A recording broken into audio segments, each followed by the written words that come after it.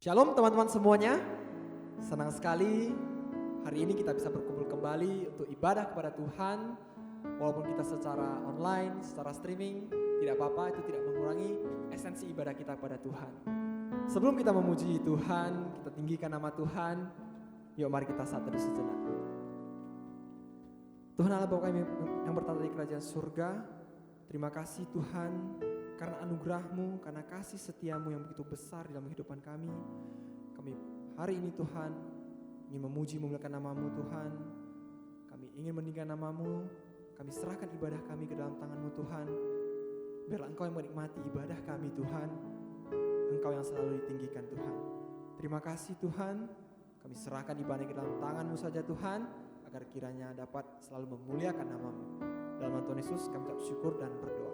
Amin. Kita bersyukur teman-teman, walaupun dalam keadaan seperti ini kita masih bisa ibadah kepada Tuhan. Tuhan mengumpulkan kita karena Tuhan yang paling mengerti dalam kehidupan kita. Kita angkat pujian, ku bersyukur Bapa.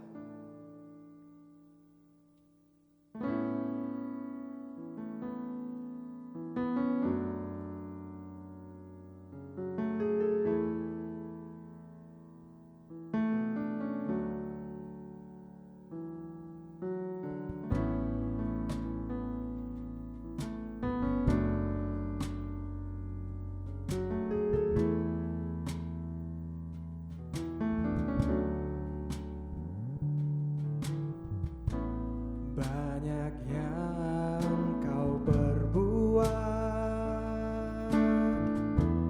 di dalam hidupku, rancangan indahmu terjadi di hidupku. Bapa yang mengerti, Bapa yang mengerti segala yang ku perlu. Kasih-Mu sempurna, nyata dalam hidupku. Ku bersyukur Bapa, ku bersyukur Tuhan,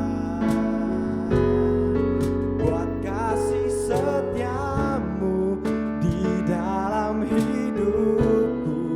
Ku bersyukur,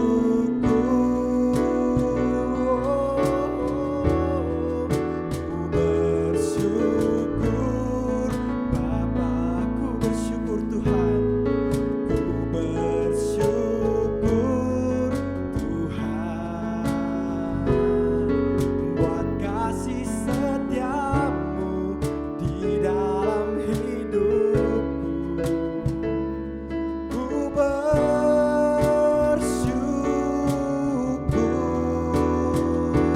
Tuhan.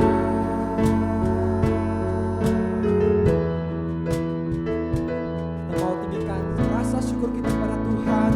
Kita mau bersyukur segala hal yang Tuhan telah kerjakan dalam hidup kita.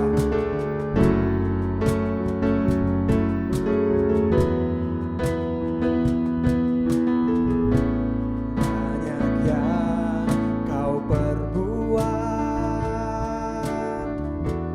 di dalam hidupku,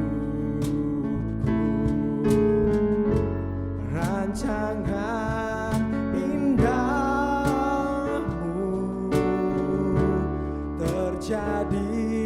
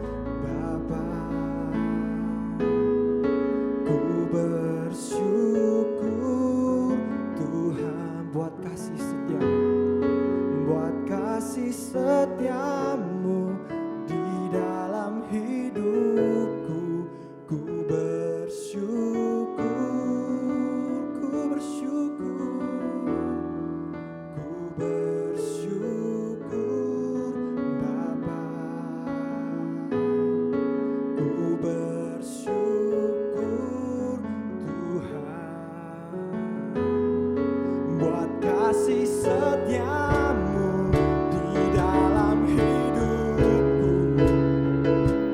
Ku bersyukur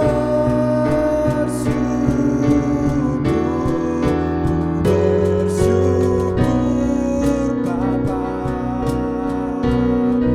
Ku bersyukur Tuhan buat kasih setiamu di dalam hidupku. Ku bersyukur,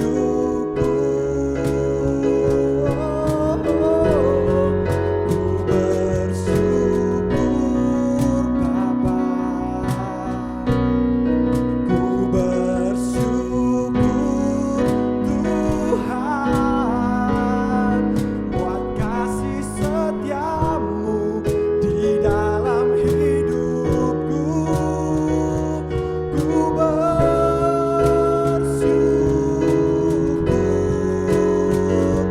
ku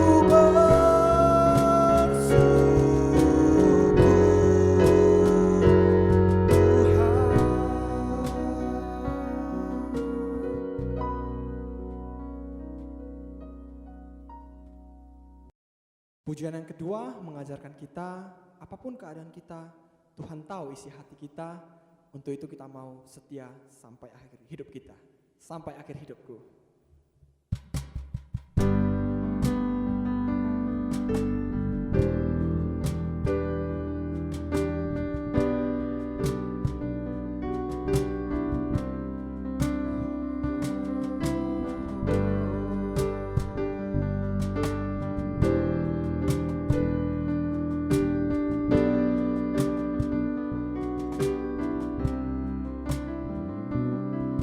Bapa, Engkau mengenalku lebih dari siapapun. Engkau tahu ceritaku dan isi hatiku. Tak peduli masa lalu, Engkau tetap memilihku. Ubahkanku, sempurnakan, jadi karya yang indah. Kini aku percaya tiada yang mustahil bagimu.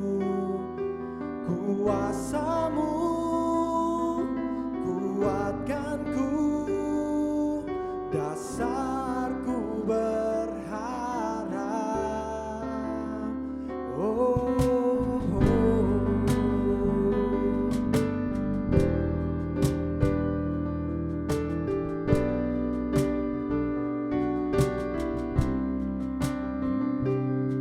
Bapa, Engkau mengenalku lebih dari siapapun. Engkau tahu ceritaku dan isi hatiku. Tak peduli masa lalu, tak peduli masa lalu, Engkau tetap memilihku. Ubahkanku, sempurnakan, jadi karya yang indah. Kini aku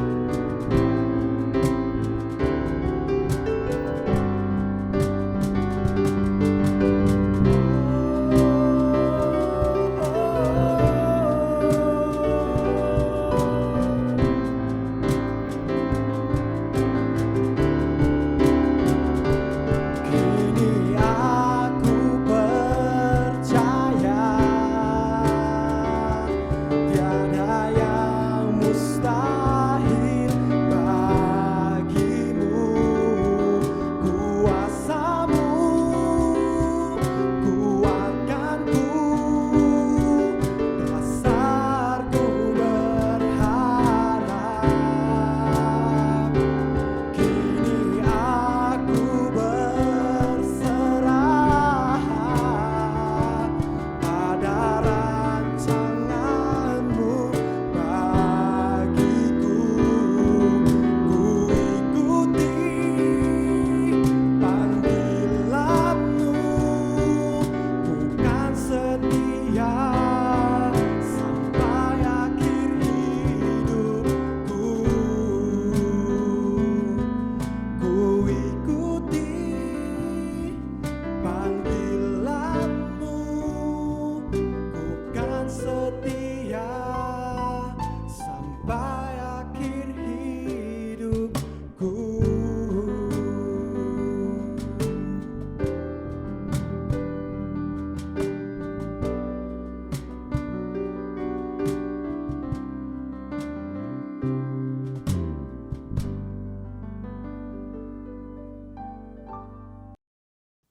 使徒信经，我信上帝全能的父，创造天地的主。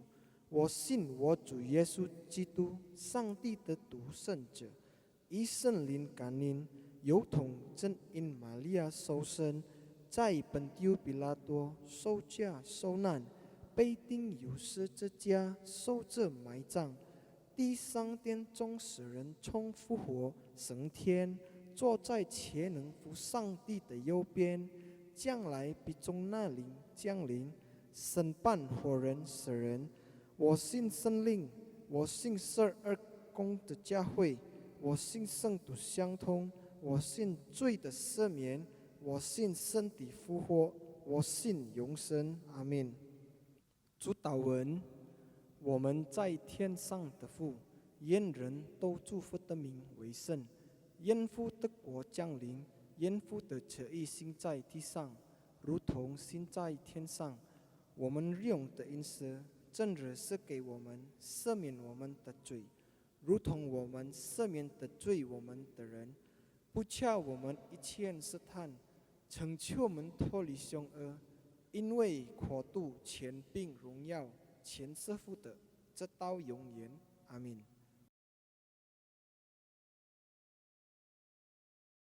Ibu, Bapak, Saudara-saudara sekalian, dan semua kita yang ada di rumah, saya ajak kita berdoa bersama. Tuhan, pada sore hari ini kami sekali lagi datang di hadirat-Mu. Tuhan, kami bersyukur dan terima kasih. Dalam situasi yang bagaimanapun Tuhan, Dikau tetap berada di tengah-tengah kami. Dan juga pada sore hari ini kami yakin dalam kebaktian kami ini, Dikau ada di tengah-tengah kami menuntun kami. Tuhan, melalui firman-Mu yang akan kami renungkan, Tuhan curahkanlah Roh Kudus-Mu untuk kami semuanya. Biar firman-Mu itu menjadi pelita bagi kami. Biar firman itu menjadi kekuatan kami untuk melayani. Tuhan, kan kami juga mau berterima kasih Tuhan, karena melalui firman-Mu Dikau sediakan berkat-Mu, penghiburan, dan juga dalam firman-Mu Dikau menuntun kami untuk melayani selanjutnya ke depan. Demi anak-Mu Yesus Kristus kami berdoa. Amin. Ibu, Bapak, Saudara-saudara sekalian, di dalam dunia ini kata yang paling banyak dipergunakan menurut saya, dan saya yakin banyak yang setuju dengan apa yang saya katakan, yaitu perkataan kasih. Bukan saja perkataan kasih yang banyak sekali dipergunakan oleh umat manusia, tetapi juga boleh dikatakan manusia, hampir seluruh manusia terlibat di dalam kasih. Karena kasih itu begitu indah. Karena kasih itu begitu sukacita. Dan kasih itu seperti madu penuh kemanisan. Maka dari anak-anak sampai orang tua, tidak dibatasi oleh umur, kita berada di dalam kasih. Pada waktu kami studi di Trinity College,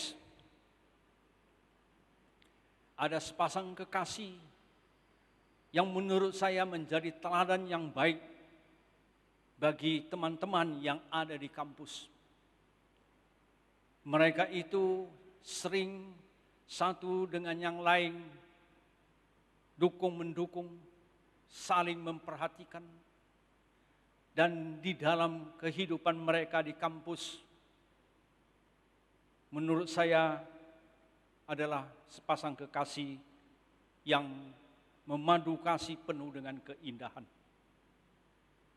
Tetapi setelah selesai kuliah, berapa tahun kemudian dengar kabar bahwa mereka tidak jadi menikah. Yang laki-laki sudah nikah dengan wanita yang lain, dan yang perempuan juga sudah nikah dengan laki-laki yang lain. Sepertinya tidak masuk akal. Sepertinya kok bisa terjadi ya? Paduan kasih yang begitu erat, begitu indah berakhir dengan perpisahan. Ibu, bapak, saudara-saudara sekalian, saya yakin di dalam kasih kita juga ada terlibat. Kasih untuk mengasihi dan kasih untuk dikasihi. Namun ibu, bapak, saudara-saudari sekalian, kalau kita coba melihat dunia kita yang selalu sering membicarakan persoalan kasih, cinta kasih, kita akan menemukan di dalam kasih yang menurut kita indah itu, betapa banyak pemuda-pemudi yang patah hati, betapa banyak yang putus cinta, dan juga tidak jarang kasih itu berubah menjadi benci.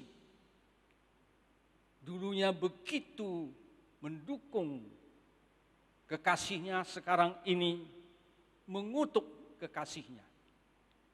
Dan yang paling fatal dapat juga kita temukan, pembunuhan-pembunuhan yang terjadi adalah persoalan cinta kasih. Sebenarnya ini sangat tidak masuk akal, tetapi inilah yang ada di tengah-tengah kehidupan kita. Sebenarnya apa yang membuat yang indah, yang manis, yang begitu kita rindukan, kita miliki, menjadi dalam kehidupan kita menjadi satu yang begitu berharga, berakhir dengan berantakan?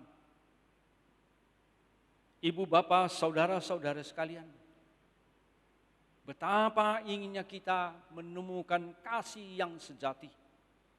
Betapa inginnya kita memadu kasih itu tambah lama tambah manis, tambah lama tambah indah. Tetapi itu tidak menjadi kenyataan. Sekali lagi, kalau kita melihat daripada lagu-lagu pop di dunia, begitu banyak menceritakan tentang kasih yang berakhir dengan kekecewaan. Begitu banyak lagu-lagu yang menceritakan tentang kasih dengan akhirnya dipatahkan. Bukan saja itu, juga kita sering mendengar, bahkan dalam keluarga, kasih seorang tua dengan anak-anaknya ataupun persaudaraan itu akhirnya berantakan. Akhirnya kasih itu menjadi benci. Akhirnya kasih itu coba mencari jalan untuk bagaimana menghancurkan orang yang dulunya kita kasihi. Pertanyaan kita yaitu apa sebabnya? Kasih berakhir dengan satu akhir yang tidak kita inginkan. Pasti ada sesuatu yang sudah tidak beres di dalam kasih kita.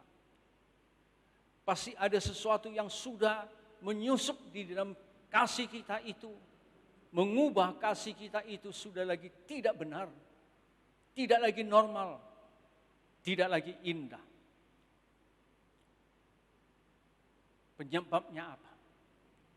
Jikalau kita tidak dapat menemukan penyebabnya, dan kalau kita sudah menemukan penyebabnya dan kita tidak bisa menghancurkan yang menyebabkan kasih itu hancur, maka kehidupan kita dalam kasih itu sudah pasti tetap berakhir dengan apa yang kita tidak harapkan. Kalau kita mau melihat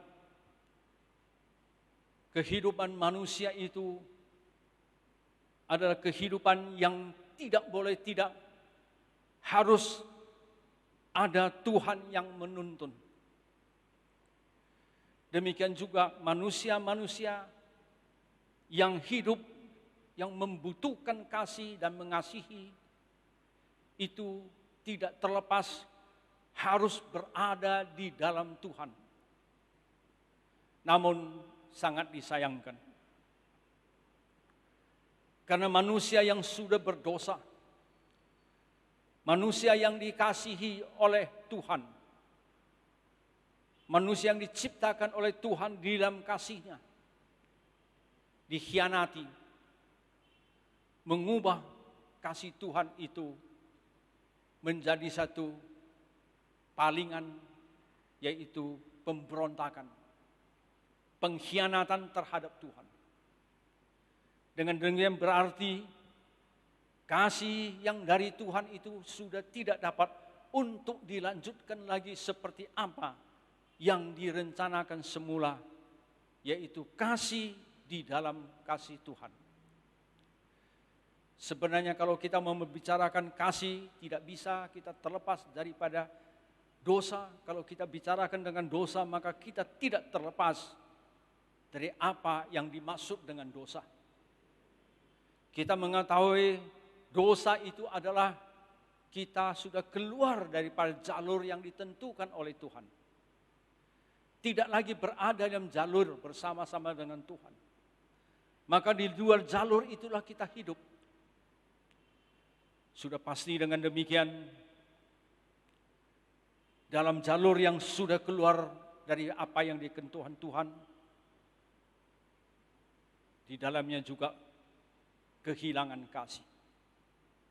Itulah dosa, dosa yang keluar daripada jalur Tuhan, dan mau atau tidak juga keluar daripada kasih Tuhan. Maka kalau kita memperhatikan dalam Alkitab, waktu membicarakan dosa, sering kita temukan, waktu membicarakan dosa kita tidak bisa tidak membicarakan tentang kasih. Dan waktu kita membicarakan kasih dalam Alkitab, kita temukan berakhir dengan hati yang pedih. Karena kasih itu sudah berubah warna.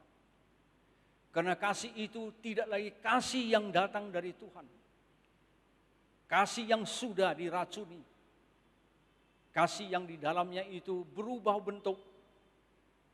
Yang seharusnya adalah berdasarkan kasih Tuhan, sekarang sudah berdasarkan dosa ataupun dipimpin oleh iblis.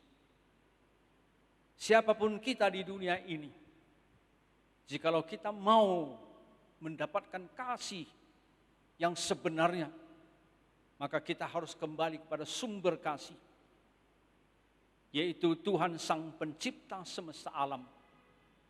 Karena Tuhan kita adalah kasih. Itu artinya Tuhan itu adalah kasih. Bukan Tuhan itu dia ada kasih, tetapi dia sendiri kasih. Maka waktu kita kembali kepada Tuhan, kita ada dalam Tuhan, dengan sendirinya kita juga ada di dalam kasih Tuhan. Sudah pasti kalau kita ada dalam kasih Tuhan, kita ada dipimpin oleh Tuhan dalam perjalanan hidup kita. Kalau kita melihat di dalam Alkitab tentang kasih, kita boleh menemukan dari perjanjian lama sampai perjanjian baru, terus menerus Tuhan berseru kepada umatnya tentang kasih. Demikian juga kita lihat dari Alkitab, terus menerus manusia dari generasi ke generasi mengalami kehancuran adalah juga karena kasih yang sudah tidak pada tempatnya. Ibu, bapak, saudara, saudari sekalian, kalau kita melihat jalur yang ditentukan oleh Tuhan, jalur kasih, kasih yang datangnya dari Tuhan adalah kasih yang membawa kita ke dalam kehidupan yang indah yang kita inginkan. Pada hari ini saya tidak bisa satu persatu untuk menjelaskan tentang 1 Korintus pasal 13 tentang kasih. Tetapi pada sore hari ini saya mau mengajak kita kembali untuk merenungkan, untuk dapat mengetahui bagaimana kita harus mempunyai kasih yang tidak boleh kurang dari dalam kehidupan kita. Pertama sekali, kasih Tuhan adalah kasih yang kekal. Kekal artinya tidak berubah. Apapun terjadi, kasih itu tidak akan berubah. Itu namanya kekal. Disinilah kita dapat melihat kenapa kita punya kasih itu tidak bisa kekal, terus berubah, karena kita tidak berada di dalam Tuhan, Sang Pencipta semesta alam, sumber daripada kasih. Di dalam kasih yang kekal itu, apapun terjadi, tidak akan berubah kasih itu menjadi benci. Tidak merubah kasih itu menjadi satu kepahitan hati atau yang lain-lainnya. Dia kekal. Dalam kekekalan itu karena dia tidak berubah. Maka kita dapat melihat di dalam Alkitab Tuhan yang mengasihi Adam dan Hawa. Dan Adam dan Hawa berpaling kepada Tuhan, berontak terhadap Tuhan, mengkhianati Tuhan, meninggalkan Tuhan dengan kasih-Nya. Berarti mereka tidak mengasihi lagi Tuhan. Mereka lebih mengasihi buah larangan itu. Di belakang buah larangan itu ada iblis yang terus menuntun. Sebenarnya waktu itu Tuhan berhak untuk marah. Sebenarnya waktu itu Tuhan berhak untuk menghancurkan mereka. Karena mereka sudah mengkhianati kasih yang begitu murni yang datang dari Tuhan. Tapi karena kasih Tuhan itu adalah kasih Tuhan yang kekal. Kasih Tuhan itu adalah kasih Tuhan yang tidak pernah berubah. Maka dengan demikian, walaupun manusia sudah mengkhianati Tuhan, walaupun manusia sudah mengubah kasih yang murni itu menjadi kasih yang beracun, Tuhan tetap tidak berubah. Tuhan tetap mengasihi. Dan selanjutnya, kasih Tuhan itu adalah kasih yang memberi. Kalau kita melihat di dalam dunia kasih, kasih yang kita ngerti, kasih yang kita alami dalam kehidupan kita adalah kebalikan daripada kasih yang memberi. Sering kita mengasihi seseorang itu karena dia dapat memberikan kepada kita sesuatu yang tidak ada pada kita, yang begitu kita indahkan. Contohnya, ibu, bapak, saudara, saudara sekalian, sepasang muda-mudi yang menjalin kasih, sudah pasti di dalamnya itu ada memberi dan menerima. Kita dapat melihat sering jikalau di dalam berpacaran ataupun waktu dua muda-mudi berpacaran, tidak hanya selalu memikirkan bagaimana memberi, tetapi juga bagaimana ingin mendapatkannya. Maka dengan demikian kita dapat melihat jikalau di dalam kasih itu dia tidak mendapatkan apa yang dia inginkan, sedangkan dia sudah memberikan menurut dia yang diinginkan oleh yang dikasihi itu, menurut dia itu sudah tidak benar. Maka dengan demikian karena memberi dan menerima itu sudah pincang, terjadilah di dalam hal-hal yang tidak inginkan.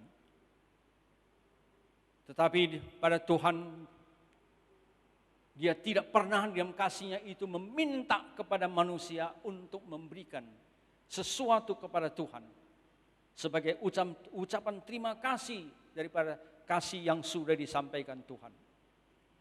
Dan Tuhan juga tahu tidak ada sesuatu yang dapat lagi diberikan oleh manusia kepada Tuhan. Dan Tuhan tahu kasih itu tidak pernah untuk memikirkan menerima, tetapi yang ada yaitu bagaimana memberikan kepada yang dikasihi. Itulah sebabnya kita dapat melihat di dalam pemberontakan manusia berpaling kepada Tuhan, meninggalkan Tuhan dan kasihnya itu, terjadilah perubahan hidup yang kacau balau. Sebenarnya kalau kita mau melihat di dalam dunia ini begitu banyak hal-hal yang kita tidak inginkan. Peperangan, perampokan, dan juga hal-hal yang tidak kita inginkan. Yang berdosa dan lain-lainnya itu. Kalau kita pikirkan sedalam-dalamnya itu juga berhubungan dengan kasih. Karena sudah tidak mempunyai kasih, maka yang selalu kita pikirkan, apa yang bisa saya dapat? Walaupun mengorbankan pihak yang lain, walaupun menghancurkan pihak yang lain. Namun Tuhan, diam kasihnya yang tidak berubah, dan diam kasihnya yang tetap memberi. Dia mengetahui manusia hanya bisa kembali kepada kasih yang sejati, kasih yang penuh dengan keindahan, seperti madu yang meneteskan madu, seperti sarang madu yang menetes madunya, yaitu kasih Tuhan. Namun dengan dosa yang ada pada manusia itu tidak mungkin lagi menjadi kenyataan. Untuk itulah Tuhan, dia memberikan dirinya kepada umat manusia, memberikan dirinya supaya kasih yang sudah dihancurkan itu tidak lagi sempurna kasihnya itu, kembali lagi menjadi kasih yang asalnya dari Tuhan. Itu tercatat dengan jelas di dalam Yohanes pasal 3 ayat 16. Karena begitu besar kasih Allah akan dunia ini, sehingga ia telah mengaruniakan anaknya yang tunggal, supaya setiap orang yang percaya kepadanya tidak binasa, melainkan beroleh hidup yang kekal. Nas Alkitab ini adalah nas Alkitab begitu terkenal. Tetapi kalau kita merenungkan sedalam-dalamnya nas Alkitab ini adalah satu inti, satu topik di dalamnya, satu berita di dalamnya itu tentang berita kasih.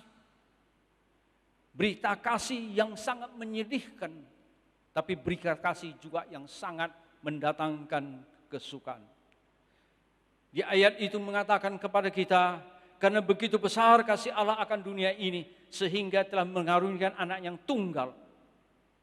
Berarti waktu kita meninggalkan Tuhan, meninggalkan kasih Tuhan, kita hidup di dalam dosa, kita kehilangan kasih, dan kita merindukan kembalinya kasih itu kepada kita. Hanya ada satu jalan, yaitu kembalinya Tuhan hidup di dalam diri kita. Tetapi itu tidak mungkin karena kita beradam dosa.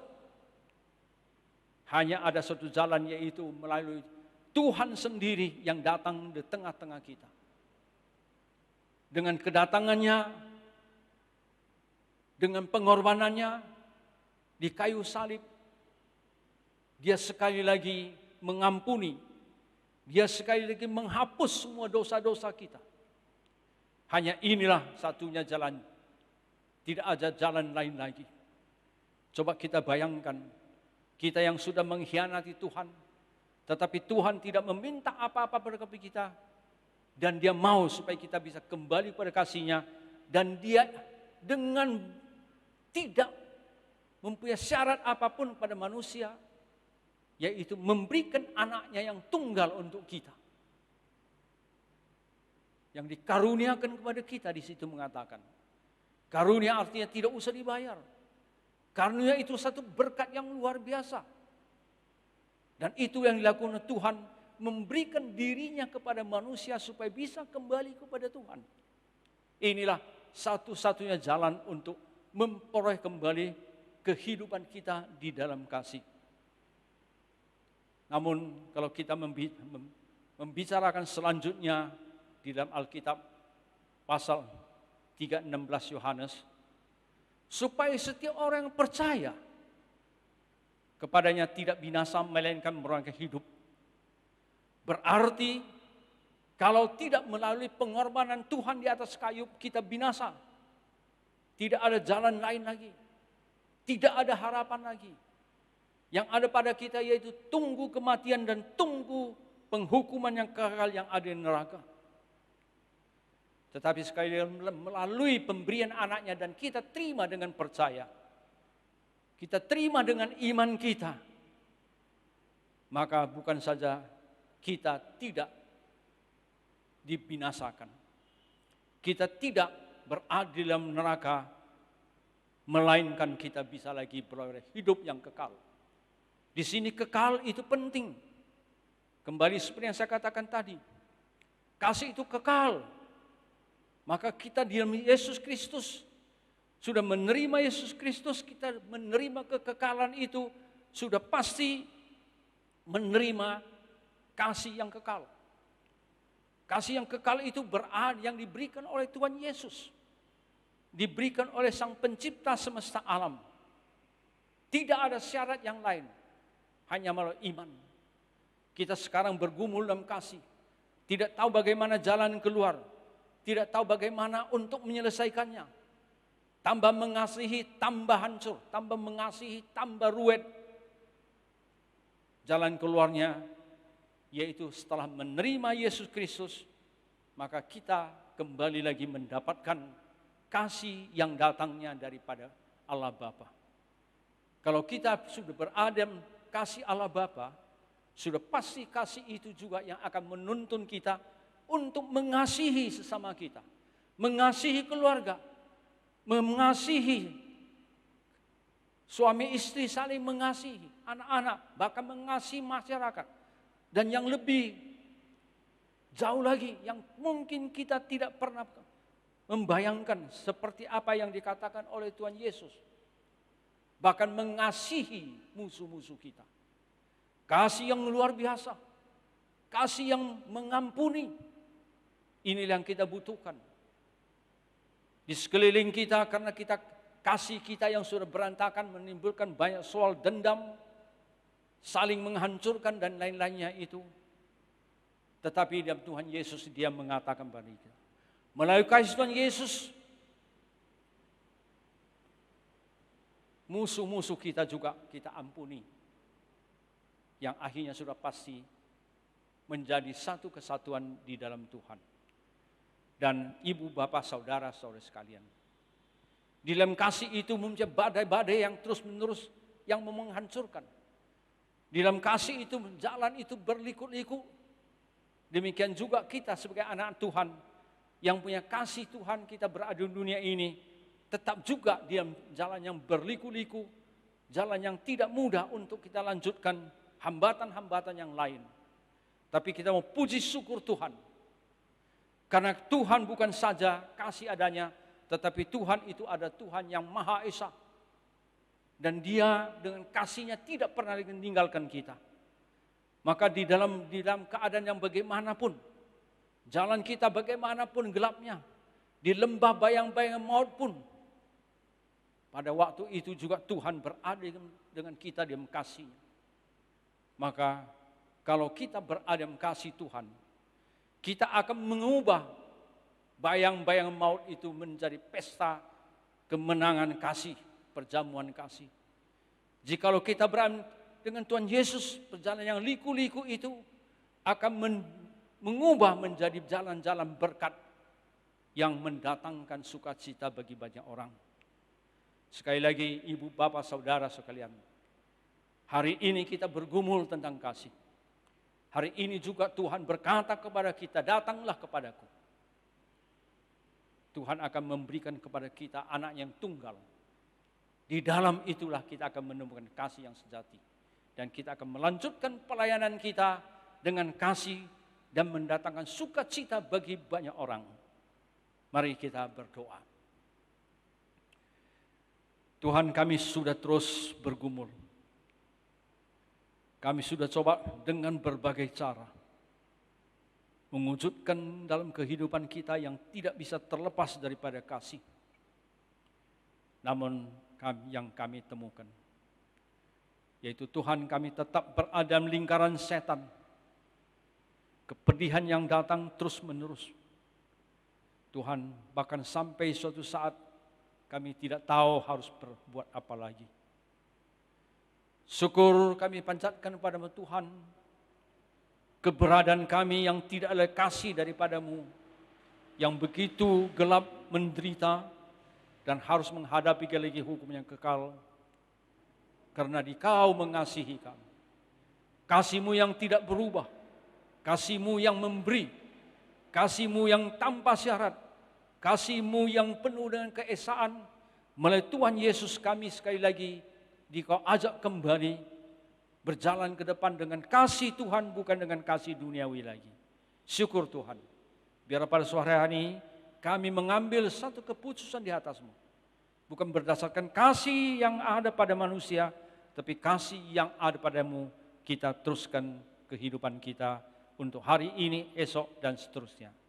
Demi anak-Mu Yesus Kristus kami berdoa. Amin. Mari kita terima berkat daripada Tuhan. Anugerah dari Tuhan kita Yesus Kristus, kasih sayang dari Allah Bapa, serta persekutuan Roh Kudus beserta dengan kita semua mulai dari saat ini dan sampai selama-lamanya. Amin.